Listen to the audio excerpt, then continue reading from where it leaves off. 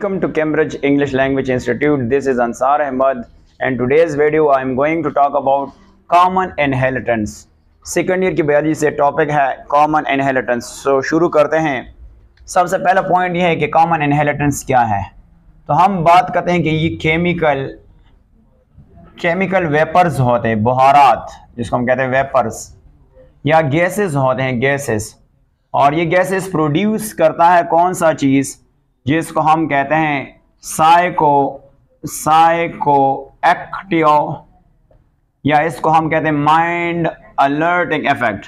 Mind alerting क्या कहते हैं, इसको हम कहते हैं माइंड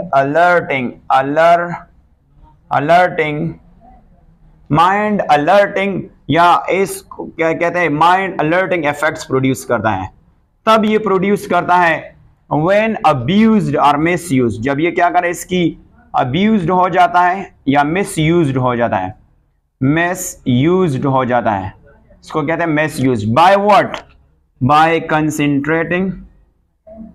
कंसंट्रेटिंग के साथ साथ एंड इंटेंशनली. यहां पे अगर हम बात करेंगे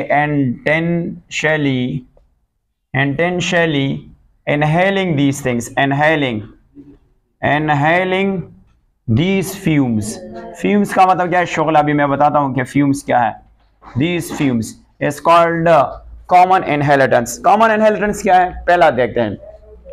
ये केमिकल वेपर्स हो सकता है, गैस हो सकता है, जो प्रोड्यूस करता है माइंड पे साइको एक्टिव या माइंड अलर्टिंग से क्या मुराद है कि ये इन्फ्लुएंस करता है मेंटल स्टेट को. बट तब जब इसके मिस यूज किया जाए, यानी या इसकी मिकदार ज्यादा लिया जाए या इसको इंटेंशनली इनहेल करेंगे. दीज फ्यूम्स कहते हैं ना, धुएं को कहते हैं. तो अब ये बात करते हैं कि ये जो धुआं है ये कहां पे मौजूद होता है. सबसे पहले ये फ्यूम्स जो है ना ये कहां पे मौजूद है. नंबर फर्स्ट, ये वोलेटाइल वाला, जिसको होते हैं वोलेटाइल, इसको हम कहते हैं volatile, TILE, volatile organic solvent में ये मौजूद होता है. इसके अलावा वोलेटाइल जो जल्दी से जो है ना वो गैस में शामिल होता है. फॉर एग्जांपल पेट्रोल जो है ना वो डायरेक्टली जो है ना. इसके अलावा हम ले सकते हैं कि फ्यूल गैसेस हम जानते हैं कि वो है CH4 जो है ना इनमें से. इसके अलावा नाइट्रेट्स जो है ना, नाइट्रेट्स है. नाइट्रेट के साथ साथ एनेस्थेटिक से मुराद होता है कौन से गैसेस हो सकता है जो एनेस्थीसिया कॉज करते हैं. फॉर एग्जांपल नाइट्रस ऑक्साइड हो सकता है, नाइट्रस ऑक्साइड. तो ये क्या करता है, ये गैसेस हैं. अब ये गैसेस कहां पे मौजूद होता है, ये मौजूद होता है सबसे पहला ग्लू में मौजूद होता है. इसके अलावा पेंट थिनर में मौजूद होता है. पेंट थिनर से अलावा ये मौजूद होता है कहां पे, ये अगर हम देख लेते हैं तो ये मौजूद होता है फ्यूल गैसेस वगैरह में. फ्यूल गैसेस जिसको सिंपली कहते हैं गैसोलीन में, जिसको हम क्या कहते हैं, यानी गैसोलीन में मौजूद होता है. गैसोलीन में मौजूद होता है. गैसोलीन से अलावा ये कहां पे मौजूद होता है, ये नेल पॉलिश रिमूवर में ये मौजूद होता है. रिमूवर में ये क्या ये मौजूद होता है.